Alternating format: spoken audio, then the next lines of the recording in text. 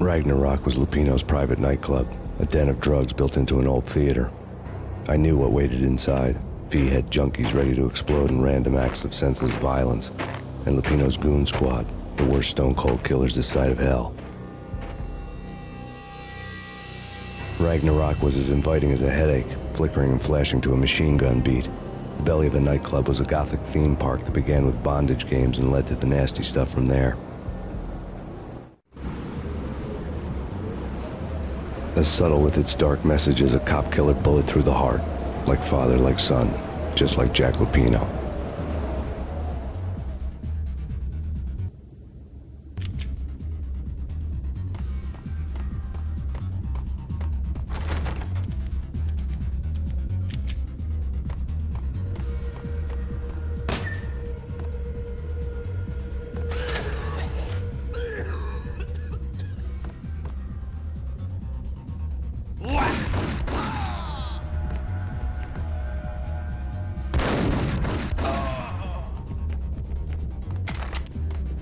The book had never been a bestseller. Given the setting, I was surprised to find that somebody had been passing time reading. The paperback was entitled, The Age of Murder and Storm. The blurb on the back mentioned Norse mythos and Ragnarok, the end of a Viking world with a terrible winter that covered the earth in ice, when vile crimes were rampant and all humanity lost. I could see how somebody impressionable might get it into their head that we were at the end of time. I was also beginning to see what the nightclub and its owner were all about.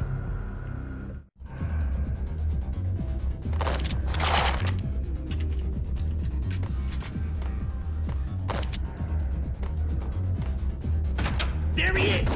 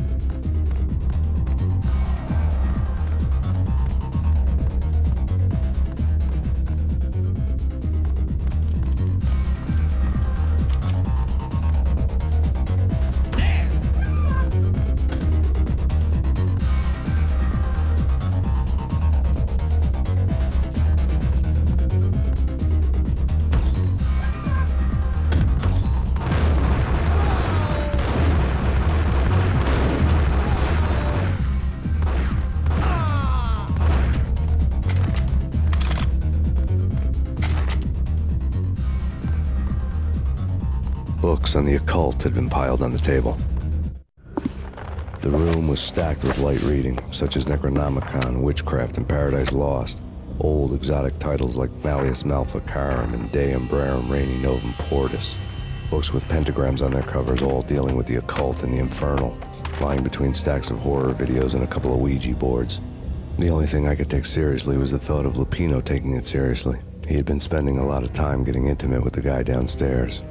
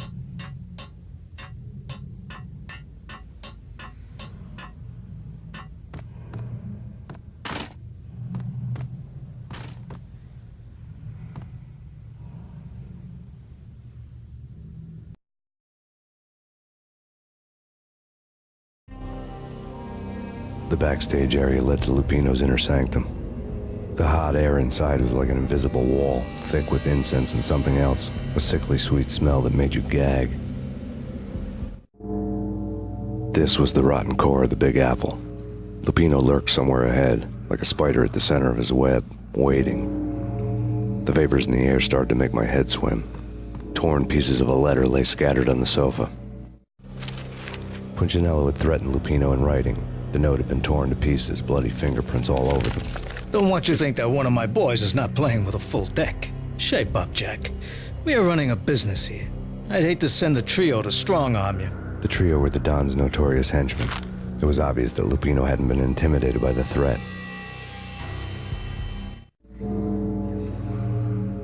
Lupino's notes covered the table. Jack Lupino was crazy, all right. The table was scattered with notes of demented arcane nonsense written in rusty blood, a mishmash list of demons, devils, and dark gods evoked. Beelzebub, Asmodeus, Baphomet, Lucifer, Loki, Cthulhu, Lilith, Hela, blood given to you all.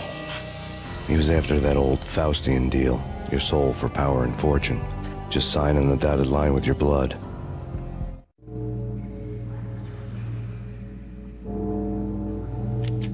Lupino's notebook lay on the pedestal. Jack Lupino was crazy, all right. Mythic wolves, let loose to devour the sun and the moon.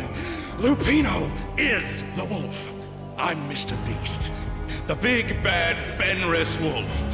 I'm the end of the world man, wearing the flesh of fallen angels. After Y2K, the end of the world had become a cliché. But who was I to talk? A brooding underdog avenger alone against an empire of evil, out to right a grave injustice. Everything was subjective. There were only personal apocalypses. Nothing is a cliché when it's happening to you. The flesh of fallen angels! Come to me all! Astaroth, Beelzebub, Asmodeus, Baphomet, Lucifer, Loki, Satan, Cthulhu, Lilith, Hela! Blood to you all! Secret, living under the skin of reality. I've seen it. The corruption of flesh. Oh! I'm the wolf, yeah! I am the wolf! It's close. It's coming. You have come. A witness to the end of time. It's now! I will rise to her side! I don't need the words! Beyond the words!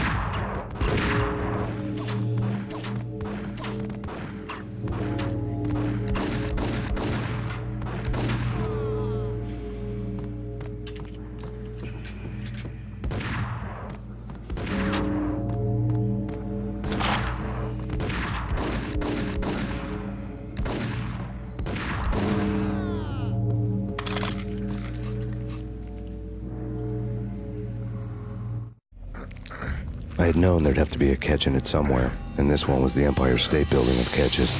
Lupino was pumped up and dying to go 15 rounds with a mutant alligator. And then he started this spooky monkey talk, straight from a bad dream. Mine. I have tasted the flesh of fallen angels. I've tasted the devil's green blood. It runs in my veins. I've seen beyond a world of skin, the architecture of blood and bow and arrow.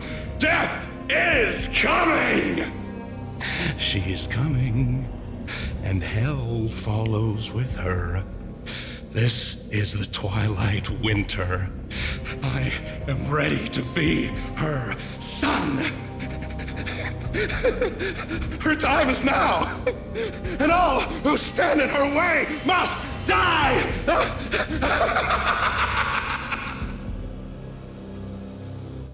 Die! You'll die! You'll die! Now! All die!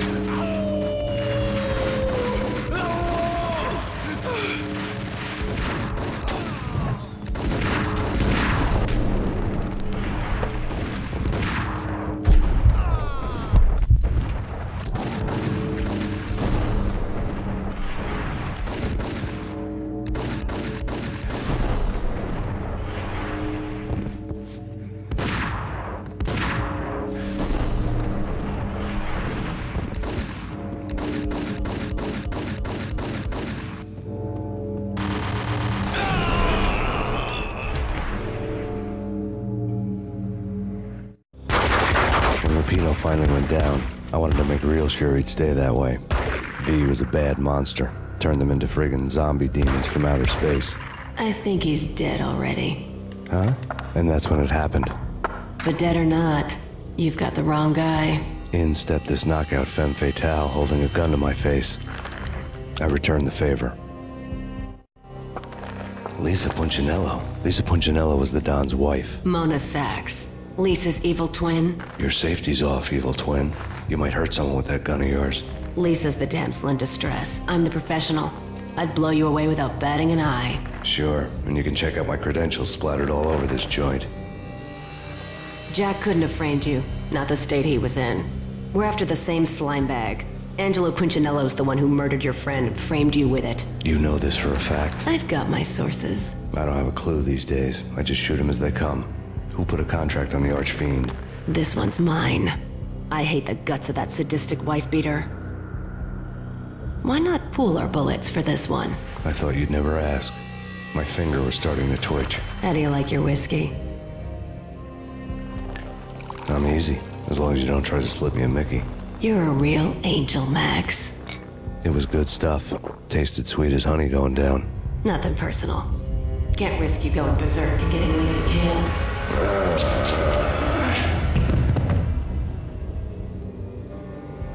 The nightmare was always the same. Violent shapes moving in darkness, old and ugly. The killer's mad laughter was a riddle filled with wicked innuendo.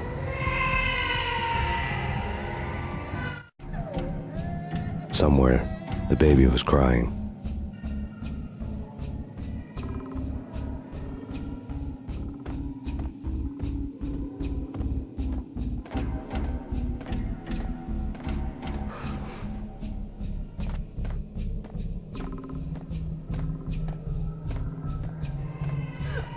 Max, no, please, Max. Why? I didn't mean to. I'm sorry.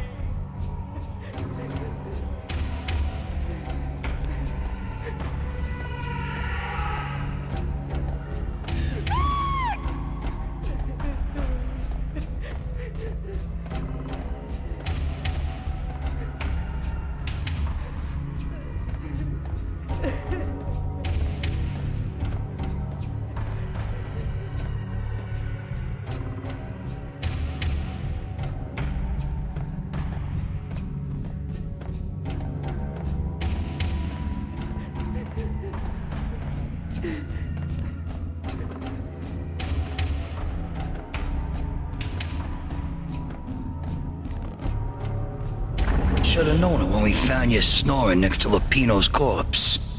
A comedian, huh?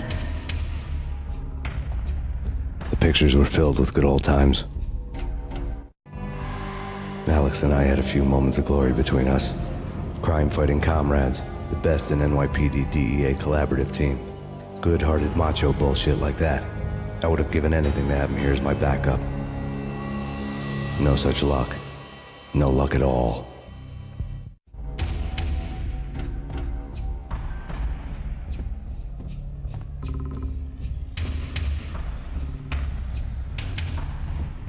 Michelle looked at me from the photo. The Payne family.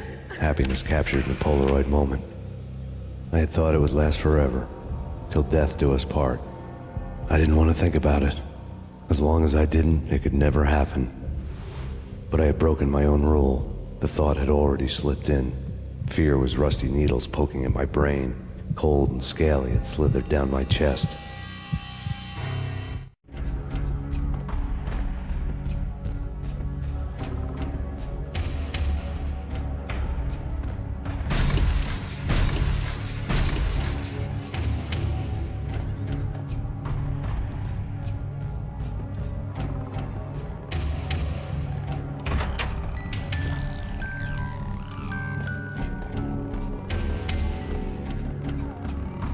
I really love to watch cartoons.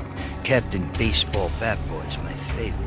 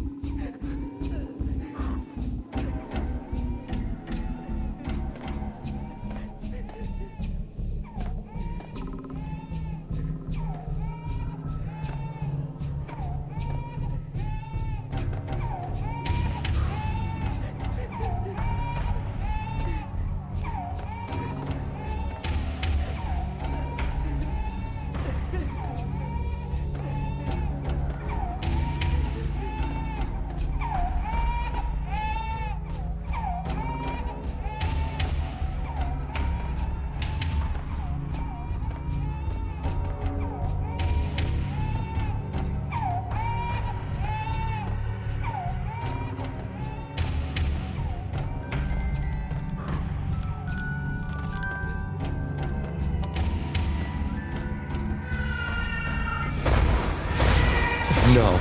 No, no, please God, no.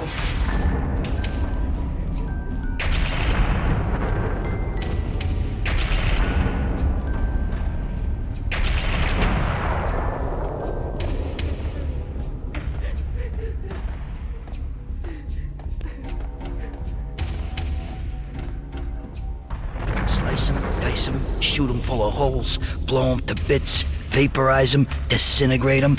No matter what you do, they'll still be back, good as new. Michelle's diary lay on the table.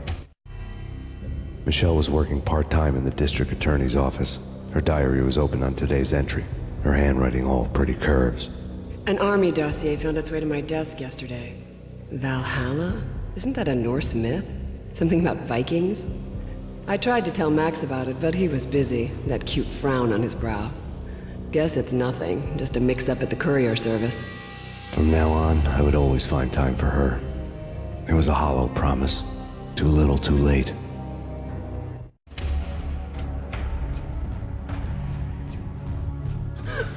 Max, no, please, Max. Why? I didn't mean to. I'm sorry.